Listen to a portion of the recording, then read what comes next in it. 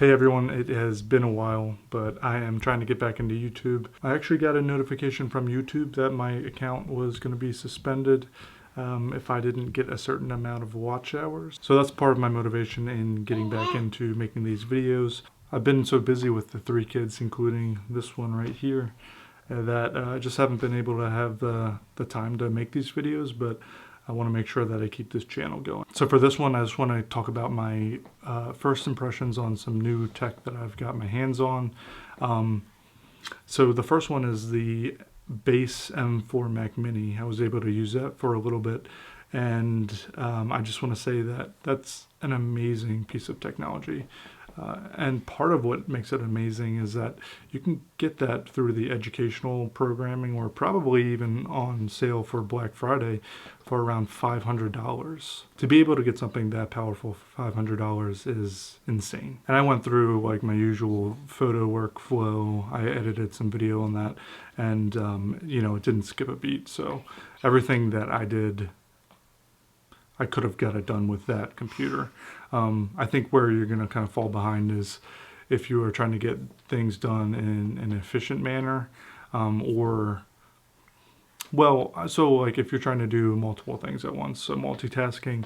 If I was trying to kind of bounce back between Photoshop, Lightroom, and then also edit a video at the same time, the computer might start struggling a little bit given the base amount of RAM that you get, 16 gigabytes. And then the storage is also what will hurt you too, is getting only 256 gigabytes of SSD storage is rough to work with. After I downloaded my usual programs, including Final Cut Pro, Lightroom, Premiere, and Photoshop, I was pretty much, I think I had like maybe 80 gigabytes of storage left. And what that'll do is that'll start to slow down your computer. So while I was testing out the base Mac Mini, I actually had an M4 Pro MacBook Pro 16-inch on the way. And I decided just to send back the Mac Mini because, I really didn't need 2 computers. Initially, I bought the Mac Mini because it was such a good deal, but then I thought about it and I was like, I don't need 2 computers. Everything that I can do with the Mac Mini, I can do better with the M4 MacBook, the M4 Pro MacBook Pro. So that MacBook Pro just came in.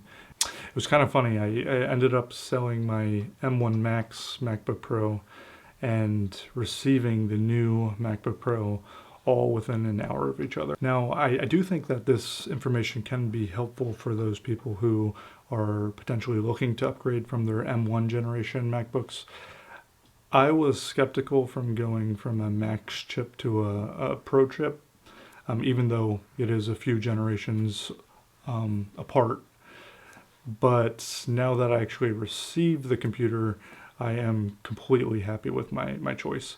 And even though I'll be taking a hit on some like export times for video and potentially some editing performance, which I'm not completely sure about, I'm not too concerned about the export times. The primary reason that I wanted to update my computer is that one, it was a good time to sell the M1 Max. I still got half of the value of the new computer, which made it easier to kind of get into the M4 generation. And then also, I was really interested in seeing how the upgrade in the chip performance with the CPU and GPU performance was going to help out in my photo editing workflow, which is what I'm doing most of the time. Another reason is that there were other upgrades that I needed to make that were more of quality of life upgrades. So with my M1 Max MacBook Pro, it only had 32 gigabytes of RAM. And I would start to kind of get that beach ball slow down when I was working in Lightroom and Photoshop at the same time, and doing more of the AI-based stuff too. So after looking at the Activity Monitor app, I realized I was reaching that upper limit for the 32 gigabytes of RAM. So the first thing I did when I ordered the MacBook Pro is I upgraded to, I believe it's 48 gigabytes of RAM. Probably should have went with more, but those computers are so expensive, so I did what I could. Some other things that I didn't think were going to be as big of a deal, but I absolutely love is the nano textured screen. That to me is a game changer. I love that screen so much, and I'm actually excited to take my computer around and see if I can edit outdoors more easily. I'm excited about having access to Thunderbolt 5 ports just for future proofing. And every once in a while I do like to game on my computer, so it is nice to have that upgraded GPU performance and the upgraded ability for ray tracing compared to the M1 generation. So far I've been doing a lot of photo editing on the new MacBook Pro, and all I can say about it is that the computer flies. It's so fast. I'm not running into anything that's slowing it down. And you know, it was rare in the M1 Max computer, but something about the new M4 generation computers, but it feels a lot smoother. Part of me wonders what it would have been like to go with the M4 Max MacBook Pro, but again, like just being honest with myself, I really don't need that type of performance for what I'm doing, which is part-time photography, occasional video gigs, and YouTube stuff. That's it for today. Let me know if you guys made a similar decision. If you had an M1 generation MacBook Pro, did you guys upgrade to the new M4 chips?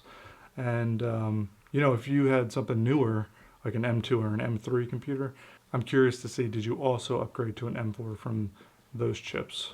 That's it for today, guys. Thank you. I'll see you later.